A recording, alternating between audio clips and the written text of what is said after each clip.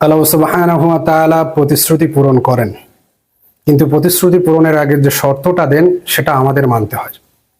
আল্লাহ সুবহানাহু ওয়া তাআলা বলেছেন, ওয়া ইয়াত্তাকিল্লাহা ইয়াজআল লাহু মিন আমরিহি ইসরা। তোমরা যদি আল্লাহকে ভয় করো তাহলে আল্লাহ সুবহানাহু ওয়া তাআলা তোমাদের জন্য কাজগুলো সহজ করে দেবেন। এখানে প্রথম হচ্ছে শর্ত, আল্লাহকে ভয় করতে হবে। দ্বিতীয় হচ্ছে প্রতিশ্রুতি। আপনি যদি আল্লাহকে ভয় করেন, আল্লাহ সুবহানাহু ওয়া তাআলা অবশ্যই তার প্রতিশ্রুতি রক্ষা করবেন। আল্লাহ সুবহানাহু ওয়া তাআলা বলেছেন, ওয়া ইয়াত্তাকিল্লাহা ইয়াজআল লাহু মাখরাজা। যে ব্যক্তি আমাকে ভয় করবে, তাকওয়া অবলম্বন করবে, আমি তার উত্তরণের পথ বের করে দেব। ওয়া ইয়ারযুকহু মিন হাইসু লা ইয়াহতাসিব। এবং আমি তাকে এমন জায়গা থেকে রিজিক দেব যা সে কল্পনাও করতে পারেনি। প্রথম হচ্ছে শর্ত, তাকওয়া অবলম্বন আপনাকে করতে হবে।